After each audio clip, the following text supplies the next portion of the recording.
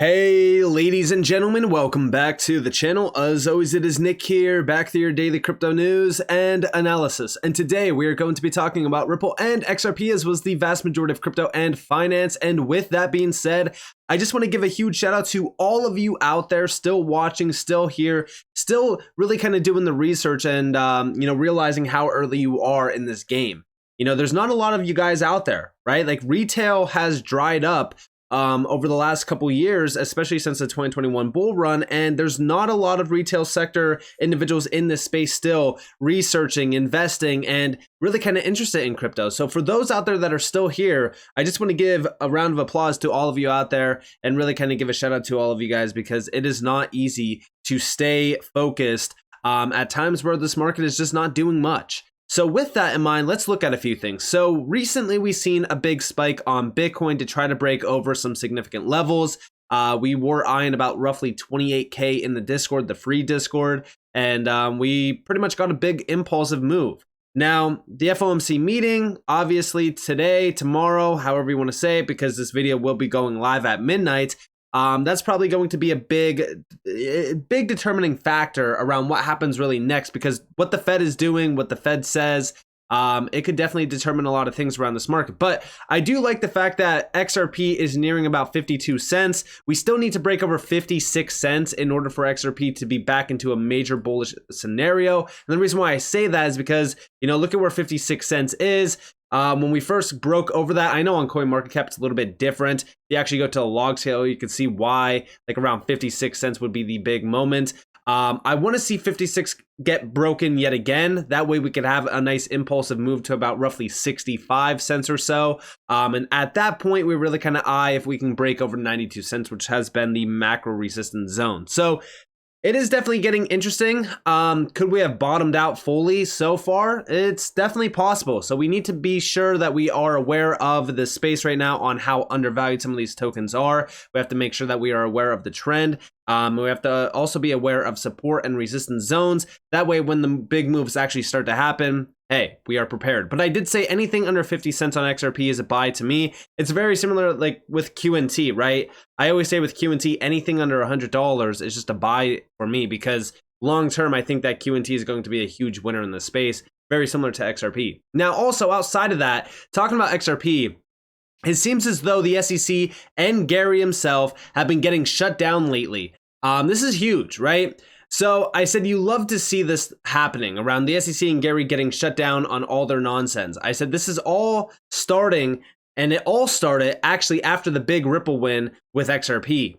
Here we have the judge declines the SEC's request to inspect Binance US. Again, a lot of people were fudding this because a lot of people thought that Binance US was going to, cause the entire market to crash, and everybody was getting a little bit bearish there. I've always said, like, when you look at Binance, $4.6 billion in 24-hour volume. When you scroll down to Binance US, I can't even find Binance US. There it is at number 45, almost $2 million in 24-hour volume. Like, that's absolutely nothing. Like, look at some of the 24-hour volume on some of these exchanges and then compare Binance to Binance US, or even the weekly visits, right? Like, Binance US has, I think, like 200,000 weekly visits. Binance itself has almost 10 million weekly visits. So you can pretty much see the difference here on demand. That's why I said, like, I'm not really concerned about Binance US. They could easily shut down this location and be just fine. But nonetheless, I do like to see the SEC getting shut down on all of their major nonsense. We do see over here the SEC chair, Gary Gensler's court losses are piling up in crypto. And this was on August 30th. So this is not even including this loss. But as we do see down here, they have recently been face planting in the courts lately when it comes to crypto industry enforcement. Why it matters, the regulated community is liable to smell blood in the water. Companies settle when they believe they will lose in court or that the price of the fight will be too high. But every loss for the SEC makes it less likely the next company it goes after will settle. Catch up fast, the SEC's most recent loss came from its reasoning to keep Grayscale's giant Bitcoin trust from converting to an exchange-traded fund. The Federal Appeals Court for the District of Columbia pointed out several inconsistencies between the Commission's decision on exchange-traded funds tied to Bitcoin derivatives and Grayscale's proposed product built on actual Bitcoin. And you know what's funny about that? I also think that if I was a judge and I was deciding things, I would ultimately see the fact that the SEC approved a futures Bitcoin ETF, but not a spot ETF. And I would question the SEC's motive behind that, because how are you protecting retail investors if you are passing a futures ETF, but not a spot ETF? It makes zero sense. Now, of course, the most recent defeat and the biggest one was Ripple with XRP. But in between that, they also took a few other losses as well, which I think is definitely notable. And at this current moment in time, like even Coinbase, right? Like Coinbase struck a huge win against the SEC. So the losses are piling up. And we also do see Brad Garlinghouse and Stuart Alderati clowning the SEC. Had to take a picture in front of the SEC Gov building while in town. In case you're wondering, no, Chair Gensler did not invite us in. So you gotta love this, and look at how much love this tweet got. Again, like as we really kind of look at what's happening, I don't really think that anyone cares about the SEC Gov at this current moment in time around crypto, because I think that we realize, like, listen, the SEC, they're just trying to attack this industry at any moment they can get in court to target this entire industry. They will take it. So they're trying to go after anyone and anything. And I think that this space realizes, I think that the leaders around the space realize, and I think that they realize that Gary and the SEC, it's just a big clown show. Now, also outside of this, Ripple has been expanding their job postings. So check this out. So there's over 60 plus jobs listed on their website, and we do see build real world value. Let's pioneer the future of crypto together.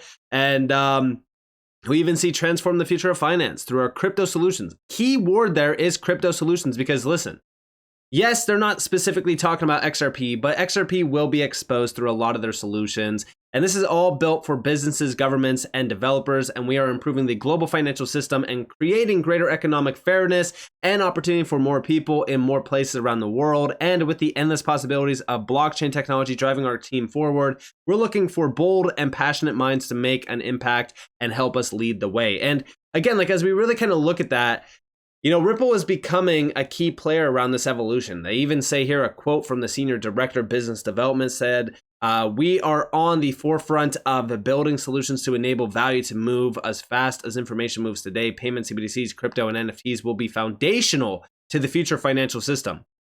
Huge statement there. And there's a few other ones as well. There's some great quotes here. But, you know, as we really kind of look at what's happening here, you know, Ripple has been expanding so fast. They've been, you know, allowing anyone to really kind of take a part of this blockchain revolution happening and beginning. And a lot of the jobs over here, I actually have this open over here, are including the RippleNet solutions platform as well. And we do see liquidity being a big one. I've mentioned this one around the London area. So the UK is a big spot. Canada, the big four, right? They've been expanding within the big four for a while. Here's the liquidity hub. And then here's where you see RippleNet payments. So I'm definitely interested to see what happens here. I mean, they have been hiring for a very long time. They've been expanding their services and their opportunities to many individuals. So you love to see it, especially at a time where we are in a bear market. Like these companies that are thriving in this bear market right now are becoming leaders for the future. And I do think that Ripple is very on par with the idea of them wanting to become the next Amazon, if you will.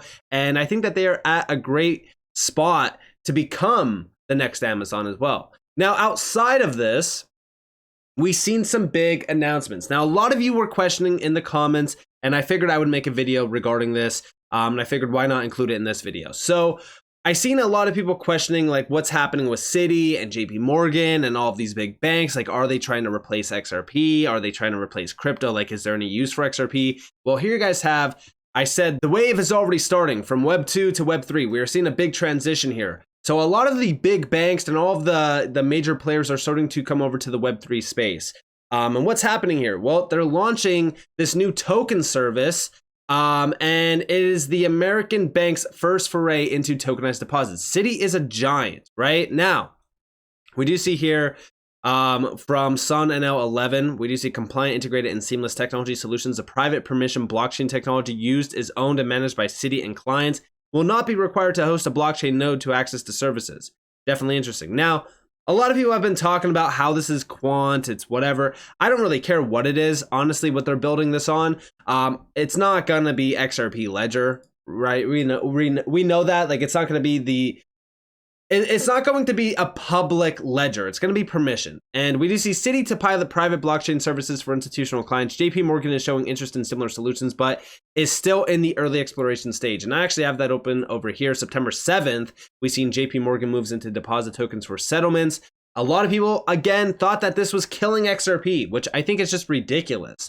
And then also over here, MasterCard is piloting tokenized bank deposits in new UK testbed. This was back in June 28th. And then also from April of this year, the BIS prefers tokenized deposits over stablecoins for private digital currency, which, by the way, this is essentially saying, hey, no CBDCs, let's do private digital currencies. Private, I mean, you could call them CBDCs if you want, but these would be, you know, private deposit tokens or tokenized deposit tokens. And you know what's interesting about all of this is, like, we're at a time where some of the largest banks out there are diving deep into this space. While, again, the retail sector doesn't care. Like, that's why I told you guys, like, a huge shout out to anybody out there still doing the research and still here, because, like, this is big. Now, we do see a few quotes here. So, digital asset technologies have the potential to upgrade the regulated financial system. The development of Citi token services is part of our journey to deliver real-time, always-on, next-generation transaction banking services to our institutional clients. And then we also do see down here, so Citi token services provides corporate treasurers with a new tool to manage global liquidity on a just-in-time programmable basis. Frictions related to cutoff times and gaps in the service window will be reduced. So again, this is why a lot of people thought, like, oh, they just killed XRP because this is focusing on liquidity too. No. Think about it like this. All right. Citi and JP Morgan are both going after tokenized deposits. Let me ask you this. If you were Bank of America, would you be using a Citi token? Or would you be using a JP Morgan token? Or would you be using your Bank of America deposit token? Oh yeah, that's right. You would be using the Bank of America deposit token, which means this is creating a closed garden, or a walled garden, if you will. That's the direct term. What does this do? Well, it creates friction. This is friction being created. And we do see DeFi's future. Can CBDCs, tokenized deposits, stablecoins, and DeFi coexist? The actual answer to this is yes, it can. The problem is how the hell are we going to settle all this? Well, let's go back to this tweet from myself, August 24th. Again, this tweet barely got any love. Maybe I should say XRP is going to $50 overnight, like I've been seeing over on Twitter. Of course, jokes. But nonetheless, when I put this tweet out, this is my vision, right? Like, this is my opinion on what I see happening. So every single major nation will have their own currencies. This could be CBDCs, right? Every single bank will tokenize their reserves. They might even have their own token, i.e. the JPM coin. This is deposit tokens. And you guys probably even seen me utilize this tweet multiple times. The global financial system is changing. Anything of value will be tokenized. The question is, how can all of this be settled? Well, I said that first off, there's no reserve currencies. Reserve currencies are eliminated by instant settlement. I just made a video on this. But I said, right, that the interesting thing about CBDCs is that they will eliminate the need for a reserve currency, but would 100% demand a decentralized bridge currency. Many believe that this bridge currency will be XRP or even XLM. Due to many documents out there, I believe there's a significant change coming where the world will be dominated by DLNs. Whether or not it's XRP, XLM, etc., the world is changing. Everyone needs to realize that blockchain and DLT is fundamental to this change coming. Now, of course, when we look at this, we need to address the fact that there's only two actual currencies within the space that have been around long enough, have been tested long enough, and can be trusted as being a bridge currency. And they're the only two currencies on all of these documents by the IMF and the World Bank and the World Economic Forum and the BIS. Now, does that 100% confirm that it's XRP or XLM? No. But I think that we could be, very honest here and say it's probably in the best case scenario that it is XRP or XLM, simply because nobody controls them. But also, They have been around the longest. They have been pioneered around this use case the longest.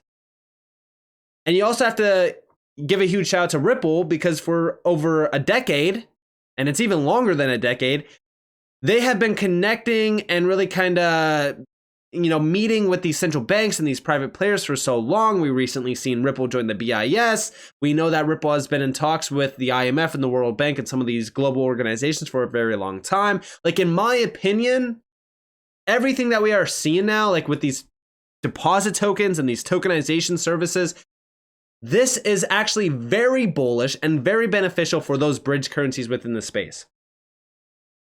So when you think, when you see a tweet or an article like this, if your thought process is instantly, they just replace XRP, you haven't been around the space for long enough. And you're not thinking outside of, the box.